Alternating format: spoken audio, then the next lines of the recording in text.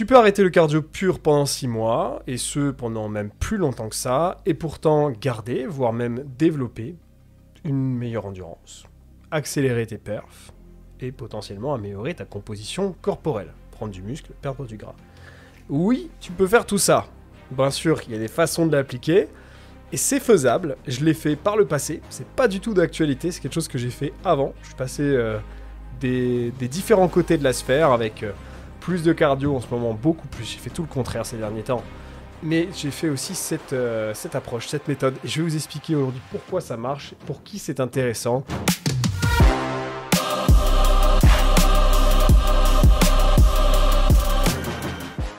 Bien sûr, aujourd'hui, on est plus du côté musculation, composition corporelle et ou force. Et du coup, on est plus dans ce spectre-là. J'espère que vous allez bien aujourd'hui. On se retrouve pour un épisode de Next Physique. Next Physique, c'est l'émission de podcast où on discute de sport de force, de santé, de bien-être et tout ce qui tourne autour de ces thématiques. C'est Julien, votre hôte, comme d'habitude.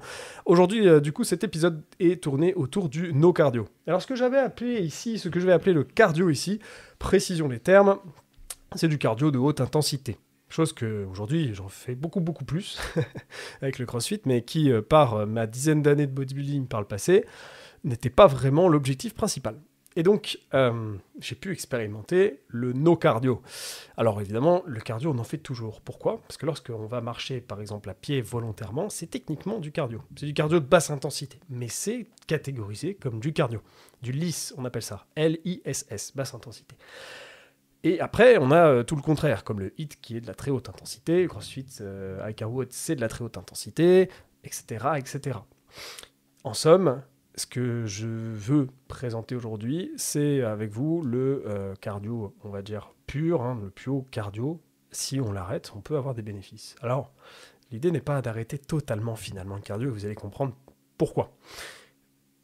Donc, sans plus attendre, on est parti pour l'épisode du jour. Je vais vous montrer exactement comment j'ai fait par le passé, d'où ça m'est venu, d'où l'idée m'est venue, ce que j'ai coupé, comment j'ai procédé, ce que j'ai gardé et comment j'ai structuré mes séances. Alors, surtout ici, du coup, musculation, mais ça change pas trop pour des objectifs de force ou de dynamisme, mais on sera globalement dans ces thématiques-là. Et pourquoi ça a été bénéfique, ça a été un bon choix de le faire. Et comment du coup vous pouvez aussi potentiellement le répliquer de votre côté. Déjà, pour qui c'est ? Ce choix ici pour moi, il s'expose et il a un intérêt que pour ceux qui veulent sécher proprement et ne pas perdre de la masse musculaire. Ceux qui veulent maximiser, optimiser leur gain de masse musculaire, leur composition en masse graisseuse pour des objectifs plus visuels, plus bodybuilding. Ça peut être aussi pour gagner du temps. C'est vrai, on va pas se mentir. Et aussi parce que tout faire, pour certaines personnes, c'est trop.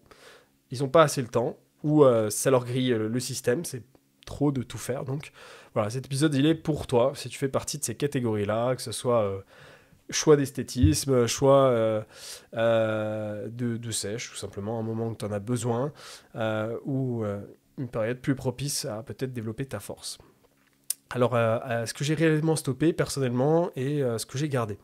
De ce côté-là, personnellement, du coup, j'avais stoppé à l'époque, quand je fais ce choix en 2018-2019, c'est de stopper les séances de cardio, on va dire, pures. Donc, à l'époque, je faisais déjà du power building. Donc, je faisais des séances composées sur du bodybuilding, la musculation, et à côté du power, donc du squat, du bench, du deadlift, soulevé de terre, bench développé couché. Et en fin de semaine, je faisais souvent un dimanche avec une grosse sortie vélo. Je faisais une belle sortie avec un bon rythme, où je faisais des séances de fractionnés, je faisais un HIIT. Bref, je m'envoyais un peu la pâtée le dimanche, parce que la semaine d'entraînement était passée, donc je faisais un peu autre chose et je m'envoyais un peu la race. Sauf que le tout cumulé, des fois je me sentais bien, mais des fois ça m'alimentait à nouveau mes blessures qui à l'époque étaient un petit peu le ménisque, donc c'était assez impactant de tout faire et j'avais pas assez de récupération du coup. Et en fait, si vous voulez, c'était un peu la mode sur les réseaux, on a envie de tester tout, on a envie de faire de tout, on a envie d'être complet. Et sauf que, en fait, du coup, se spécialiser et miser sur des objectifs qui, moi, à l'époque, étaient un peu de la force et du bodybuilding, et d'avoir un intérêt à aller chercher un max de résultats dans cette dynamique-là, en fait, ça allait un peu à contre-courant. Et par conséquent, j'ai décidé de faire l'essai et de voir ce que ça donne si j'arrêtais ces séances du dimanche, si j'arrêtais de faire ce cardio-là. Des fois, ça m'arrivait aussi de le faire des fois sur des fins de séance, un petit, tout ça. Et je me suis dit, vas-y, on va regarder ce que ça fait. Et je vais vous dire que les résultats ont été très positifs. Très très positifs.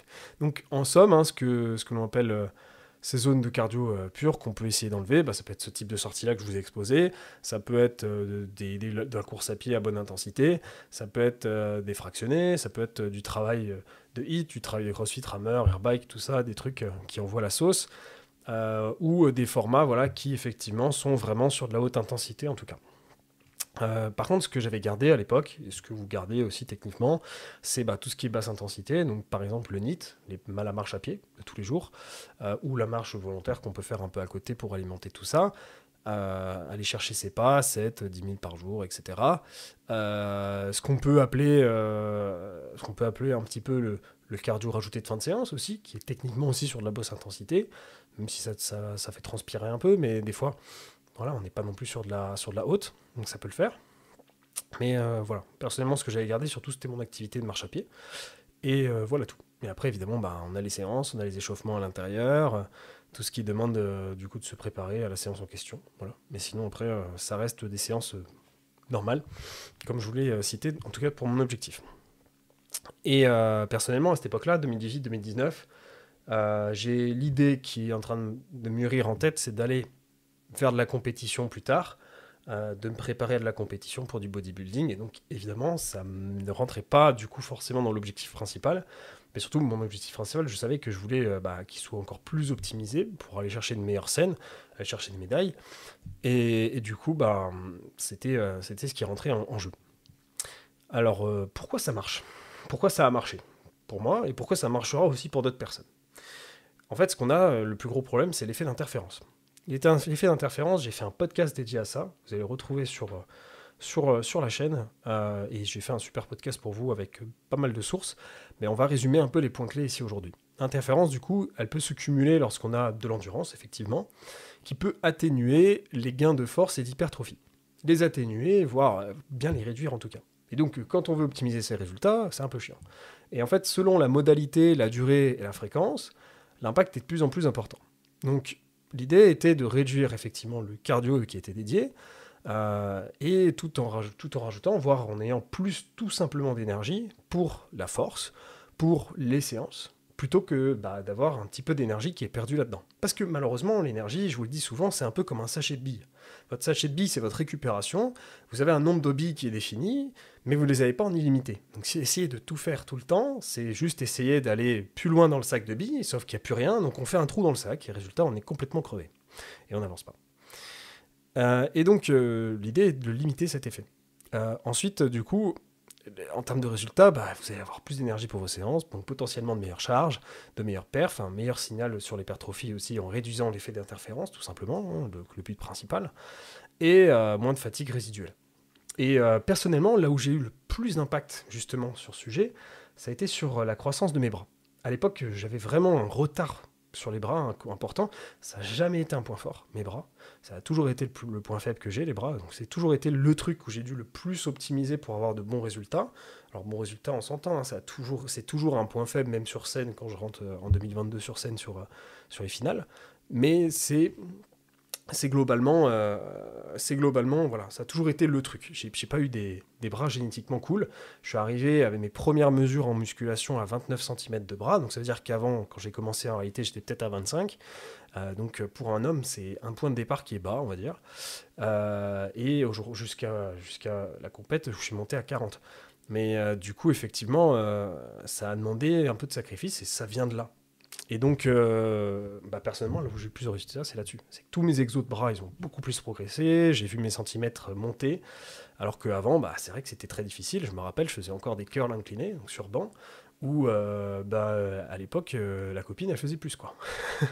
Donc, à ce moment-là, bon, l'ego, on ne veut pas dire qu'il est touché, parce que tant mieux pour elle. Mais pour soi-même, se dire que, en fait, on est là depuis des années, et en fait, on ne sait pas curl une charge correcte. En fait, c'est un peu triste. C'est un peu dommage pour soi-même. C'est juste, on se voit pas avancer, donc on n'est pas très content. Mais quand on avance, par contre, ça va beaucoup mieux. Et ensuite, du coup, la force qui va aussi potentiellement aider pour l'endurance. Parce qu'en fait, ce que je veux vous dire par là, c'est que les gains que vous allez faire à un moment donné, peut-être en priorisant un petit peu plus. On n'est pas obligé de faire blanc ou noir, hein, aussi, c'est pas ce que je veux dire aujourd'hui. Mais dans une réflexion de programmation ou une spécificité de bodybuilding, là évidemment blanc ou noir ça peut rentrer en jeu, la force elle peut aider aussi plus tard. Pourquoi? Parce que les gains que vous allez faire en hypertrophie, en masse musculaire et en force, vous allez pouvoir les transférer plus tard, après les avoir eu en gain, dans potentiellement un ergo, des choses comme ça. Je pense qu'à l'époque, si vous me faisiez monter sur un assaut bike, j'aurais pas eu la même patate que j'ai aujourd'hui. Aujourd'hui, cette patate, j'en ai beaucoup plus avec la masse musculaire. Maintenant que je suis plus endurant, que je me suis développé sur mon endurance pendant les derniers mois, ben, j'arrive à la répliquer, mais sur plus longtemps. Ce qui fait que techniquement, l'individu A, qui était à la situation moins fort, moins musclé et pas trop de cardio, forcément, il est battu par le mec qui est musclé maintenant et qui a du cardio. Et en fait, des fois, il faut savoir joncher sur un point pour atterrir à un autre point et arriver à cette situation finale. Bien sûr, il y a une limite et on ne pourra pas dire que le volume, pour le volume, ça rapporte. Mais il y a une étude très sympa qui a été publiée récemment.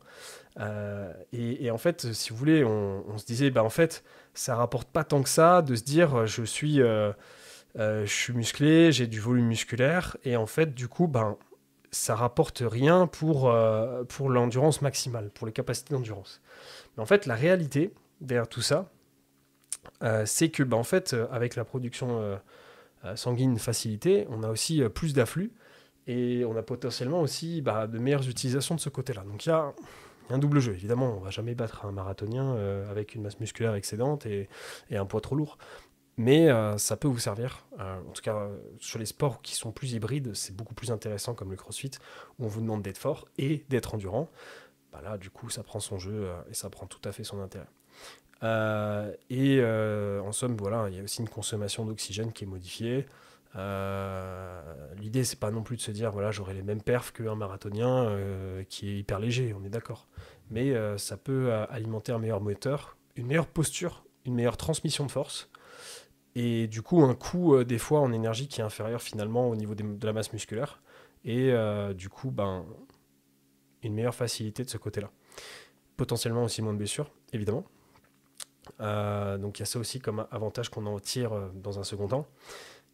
Et la résistance, elle peut aussi monter le cardio. Dans le sens où des fois sur certains formats, comme je disais ici par exemple dans le cadre du CrossFit, on se retrouve avec un stimulus qui est alimenté aussi par l'endurance musculaire et sa capacité en question. Et surtout si on a des marqueurs et des prérequis qui sont avec un niveau de charge plus important, les prérequis, on va plus facilement les acquérir si on a acquis de la masse musculaire que quelqu'un qui, du coup, a un cardio, mais les charges, il ne sait pas les porter, donc il ne pourra pas monter sur les niveaux plus importants et il ne pourra pas, du coup, aller plus loin. Ce sera bon, ce sera un chat maigre, on appelle ça. Ensuite, on a tout ce qui est le NEAT, qui va aussi être plus important, puisque techniquement, si vous êtes plus lourd, vous avez gagné de la masse musculaire, vous avez gagné de la force, vous avez aussi plus brûlé de calories au quotidien.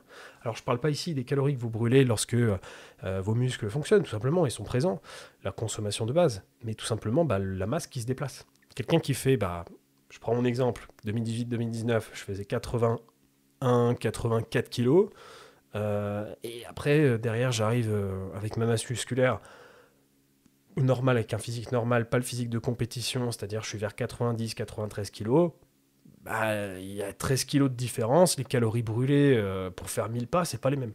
Donc ça joue aussi. Alors voilà, ça fait pas non plus une différence monumentale, on va dire ça, 13 kilos de plus, ça fait quoi?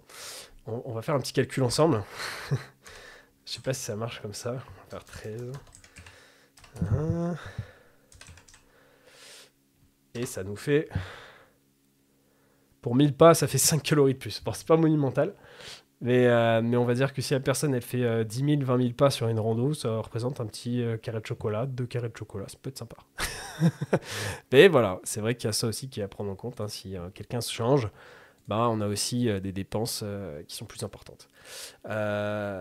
Et du coup, voilà. En termes de résultats, du coup, comme je vous le disais, moi, je l'ai vu sur tout ce qui a été ma force. Parce qu'à l'époque, je faisais aussi du power building, donc j'avais plus de power. C'était important À ce moment-là, je n'en ai pas fait très longtemps, j'en ai fait qu'une année. Mais, et puis après, je me suis focus du coup sur le bodybuilding avec la compétition qui arrivait en objectif. Mais du coup, j'ai gagné beaucoup plus au niveau de mes perfs à ce moment-là. Ensuite, en termes de physique, c'est surtout au niveau des bras où j'ai vu une grande différence. Les jambes aussi, parce que du coup, avec les activités de cardio que je faisais à côté, les jambes ont eu beaucoup plus d'énergie. Je pouvais pomper beaucoup plus, j'étais beaucoup plus chaud, si bien qu'un an après, en 2020, je me suis fait une limite de jambes. Ça a été un épisode de mon évolution où, sur les jambes, je me suis du coup limité à 2 à 3 séances maximum par semaine avec du volume musculaire de jambes, que ce soit des mollets ou des jambes, parce que j'avais tellement progressé que j'avais un déséquilibre important, parce que j'ai un potentiel énorme sur les jambes, si vous voulez. J'ai une très bonne génétique bas du corps. Et à ce moment-là, en fait, vu que le haut du corps n'est pas au rendez-vous par rapport à ses potentiels de jambes, j'ai pas eu le choix de me dire... j'ai pas eu le choix, c'est terrible comme choix. C'est terrible. J'ai dû arrêter de faire les jambes avec autant d'intensité. Donc déjà, je me suis mis du RIR, donc une proximité à l'échec plus importante. Donc c'était 3 à 4 reps à l'époque que j'appliquais. Donc j'allais volontairement pas à l'échec sur les jambes, et pas proche de l'échec non plus, parce que 3-4, on est quand même loin. 3-4 dans la tête en plus, donc des fois en réalité c'est peut-être 5-6. Et j'ai réduit aussi mon volume pour qu'il soit à peu près proche d'une maintenance, voire d'un léger développement. Et voilà. Et au final, j'arrive sur scène avec de bonnes cuisses, donc je pense pas que ça a été un problème. Ensuite, au niveau de l'endurance, on va se dire, ok, c'est cool tout ça, mais au moment où il faut se bouger le cul, est-ce que finalement ça tient la route? Alors, je vais vous dire, quand j'ai commencé le CrossFit, j'arrive avec un physique de bodybuilder il y a un an. Je vous l'ai dit plein de fois, ça a été très dur. Évidemment, quand on n'y est pas habitué, c'est pas facile. Mais il y a quand même un très bon transfert. Encore une fois, il y a plus de capacité de masse musculaire, donc il y a des choses qui vont bouger beaucoup plus facilement, même si le cardio n'est pas dans la facilité. Et finalement, on n'a quand même pas un mauvais cardio non plus. Sportivement, surtout dans sa manière de s'entraîner, ça change aussi pas mal les choses. Personnellement, j'utilise souvent les supersets antagonistes, donc ce qui est en réalité un travail où on a toujours un exercice puis un autre qui est travaillé à l'opposé. Ce qui fait qu'il y a peu de temps de repos entre les deux exos. C'est pas forcément toujours la méthode ultime pour de la force, par exemple, mais c'est vrai que côté cardio, il y en a. Et du coup, par conséquent, lorsqu'on est amené à devoir stimuler différemment le cardio, on peut répondre présent, parce qu'avec cette façon de s'habituer, de s'entraîner, ça peut aussi être très rentable. Si quelqu'un s'habitue à faire des supersets avec, on va dire un truc terrible, il fait du leg curl et des Bulgarian split squat, voire pire que ça. Il fait du Romanian deadlift et des Bulgarian split squat, muscle opposé, on est d'accord.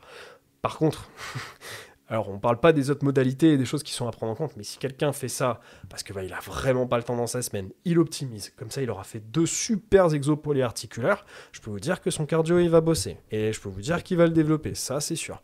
D'ailleurs, l'étude aussi, encore une fois, on l'avait déjà vu mais un moment sur le podcast, même en s'entraînant régulièrement en musculation, on n'est pas du tout en berne côté marqueur et développement de son côté cardiovasculaire, donc... on a déjà quelque chose de très intéressant côté santé. Bien sûr, quelqu'un qui travaille son cœur régulièrement aura un meilleur potentiel et une réduction des risques qui est plus importante que quelqu'un qui a un cœur comme un bodybuilder, évidemment. Encore une fois, c'est un tout. Et c'est pareil, cette personne-là qui a un super cardio, etc., si elle ne travaille pas son renforcement musculaire et sa musculation, c'est cool, elle a un super cœur, mais il lui manque tout le reste de la structure. Donc pareil, longévité, elle va être perdante. Il y a un tout, il y a un équilibre. Voilà, ça c'est les points principaux qui vont être modifiés et qui vont bouger entre les pratiques. En termes de protocole, en soi c'est pas secret, ma perso à l'époque c'était blanc ou noir, mais ce que vous pouvez faire, c'est potentiellement réfléchir à mettre moins de finishers de fin de séance. Pour ceux qui font plutôt du crossfit, c'est de se dire, sur certaines périodes où je veux maximiser plutôt ma force, plutôt ma puissance, plutôt ma masse musculaire, je vais volontairement probablement réduire effectivement ces finishers et en mettre moins souvent si j'ai un souci sur les objectifs en question. Et aussi inclure du travail en zone 2, zone plus légère de cardio, et aller moins chercher de la grosse intensité et de la zone sur laquelle on peut travailler on peut quand même travailler notre conditioning, on peut travailler notre endurance musculaire et du coup aussi travailler notre endurance fondamentale, mais pas forcément aller chercher de la haute intensité qui, elle, va avoir un impact et effectivement de l'effet d'interférence sur nos résultats en force et en masse musculaire. Voilà, ça c'est en termes d'application ce que je vous conseillerais. C'est de jouer sur ces différents leviers que je viens de citer. Potentiellement le faire de manière RPE ou s'acheter une montre, voir, voilà, parce que c'est vrai que les zones, je vous dis ça, mais c'est vrai que si on n'a pas ces battements de cœur, c'est plus complexe, mais au moins peut-être réfléchir ça en manière RPE, c'est-à-dire ok, si je fais de l'endurance, je me fixe une intensité où je suis à 50-60%. Parce qu'après, soyons honnêtes, si vous vous dites dans votre tête je suis à 70-80%, je pense que vous serez dans une zone trop élevée. Voilà. Ou je fais que tout au nez. Ça, c'est une autre stratégie. J'ai pas le droit de respirer avec la bouche. Bon, ceux qui sont très chauds, malheureusement, peuvent monter très haut quand même, je pense, dans leur cardio. Mais ceux qui n'ont pas l'habitude, par contre, vont être limités parce que respirer par le nez, c'est pas forcément quelque chose dans lequel on est habitué. Et du coup, les zones sont plus basses, normalement. Voilà. Ensuite, ce que vous ne devriez pas faire, dans tous les cas.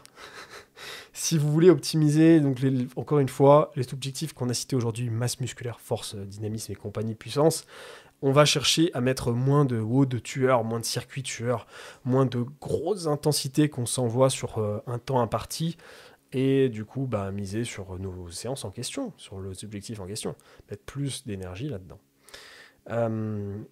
Ensuite, je vous dis pas d'enlever tout le cardio. Déjà, allez marcher à pied, ça c'est hyper important, faites du vélo, etc. Vous pouvez continuer de faire de l'endurance fondamentale, ça peut être intéressant.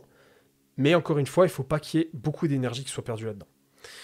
Et après, du coup, techniquement, c'est monter vos RPE, monter vos intensités, du coup, avec l'énergie que vous avez réussi à mettre de côté sur les séances en question, parce que normalement, du coup, vous aurez plus d'énergie, du coup. Vous avez plus de récupération, donc il faut utiliser. Et après, c'est encore une fois spécifique, dans le sens où il y en a qui vont peut-être me dire « Ouais, du coup, est-ce que tu conseilles ça en crossfit ?» Je pense qu'il y a des situations où il n'y a pas de cardio pur à couper, c'est pas possible. Je pense que si vous préparez des compétitions, si vous préparez une course ou un truc comme ça, il y a du travail peut-être à réfléchir avec du monostructurel, du spécifique. Il y a peut-être un peu de réduction qui peut se faire, mais il faut toujours quand même avoir du stimuli en question. Donc, par exemple, mettre 1 à 2 fois ça dans la semaine plutôt que 3-4. Ça peut être cette réflexion-là. Et si on a une VO2 max qui est basse et qu'on débute, il va quand même falloir travailler. Si, bien sûr, encore une fois, c'est dans les objectifs. Il y a toujours une question de contexte. Et du coup, l'idée est de progresser aussi dans les différents spectres d'intensité. C'est pas obligatoire, c'est pas pour tout, c'est pas pour tout le temps. Encore une fois, c'est spécifique. Voilà. Donc, à vous de jouer. Si jamais, d'ailleurs, très, très bon point à rappeler, la semaine dernière, j'ai mis 3 séances d'1 heure complètes, pour ceux qui veulent des entraînements complets. C'est gratuit, c'est le dernier épisode. Il y a les entraînements à télécharger avec une progression sur 6 semaines en lien en description de la vidéo, et les explications sont dans la dernière vidéo, si jamais vous avez besoin d'entraînement plus minimaliste, vous n'avez pas forcément le temps de vous entraîner de manière complète dans la semaine, écoutez, c'est cadeau de la maison, c'était le petit cadeau de la rentrée. Je fais 1-2 cadeaux comme ça par an sur le podcast avec des gros épisodes et un cadeau à télécharger, donc n'hésitez pas si ça vous a plu, et même si c'est nul, dites-le moi, parce que en fait, tous les retours que vous faites sur les podcasts, ça m'aide. Donc ça nous aide, c'est ce qui nous permet de nous faire connaître, et merci à ceux qui le font, même si c'est pour juste envoyer un pouce ou un point. Envoyer un point en commentaire, ça aide, en fait. Donc merci à ceux qui le font. On se retrouve pour un prochain épisode d'ici peu de temps. Je sais qu'à la rentrée, vous êtes un peu plus dispo que l'été, donc en ce moment, je refais un peu plus d'épisodes, il n'y a pas de souci. Et on se retrouve bientôt pour un prochain épisode. Merci à vous, c'était Julien. Hey! Tu as bien écouté ce podcast? J'espère qu'il t'a plu. C'est Julien, je suis créateur du podcast Next Physique, mais aussi coach depuis de nombreuses années. Avec un bon développement depuis 5 ans maintenant, j'ai pu aider des centaines de personnes à se transformer physiquement, mentalement et devenir la meilleure version d'eux-mêmes. À l'origine, je dirigeais une équipe qui s'appelle MFT, Misfit Tidings. On souhaitait réunir les meilleurs conseils et spécialistes afin d'obtenir un quotidien optimisé et devenir un vrai athlète à sa façon. Et c'est pour ça que je vous appelle les athlètes en fait. Mais tout ça sans être frustré avec son sport. C'est vraiment quelque chose d'important pour moi et j'imagine pour vous aussi. Avec un quotidien optimisé, Vous pouvez faire votre vie, tout simplement, gérer votre diète avec plaisir. Et désormais, je suis devenu un peu un expert en la matière. Next Physique s'inscrit dans la lignée de l'esprit de ce coaching. Je souhaite le meilleur pour chacun de mes élèves afin que vous puissiez gérer vos PR, votre vraie surcharge progressive et ainsi atteindre votre Next Physique. Car c'est un suivi, donc je suis présent tous les jours pour assurer la meilleure évolution possible de la personne. Et c'est pour ça que j'ai décidé à l'initial de faire du coaching en ligne et pas en salle. Oubliez les diètes sans cookies, oubliez les exos qui changent à gogo chaque semaine parce que c'est du marketing. Ici, on va progresser sur les exercices et bien sûr des exos qui vous plaisent et qui rentrent dans votre emploi du temps, votre salle de sport et son agencement. C'est un tandem, ça se passe entre vous et moi pour construire une équipe qui avance ensemble. Je vous prépare le terrain, j'assure vos arrières et vous faites le job à l'intérieur du terrain. Les coachings sont sur réservation. Si tu écoutes ce podcast, c'est que tu es intéressé par l'optimisation de tes résultats et je suis sûr qu'on ira du coup loin ensemble. Contacte-moi directement sur Instagram pour qu'on en discute et qu'on regarde mes disponibilités de réservation ou qu'on s'appelle tout simplement si tu veux qu'on en discute. Plus d'informations sur le suivi en lien en description.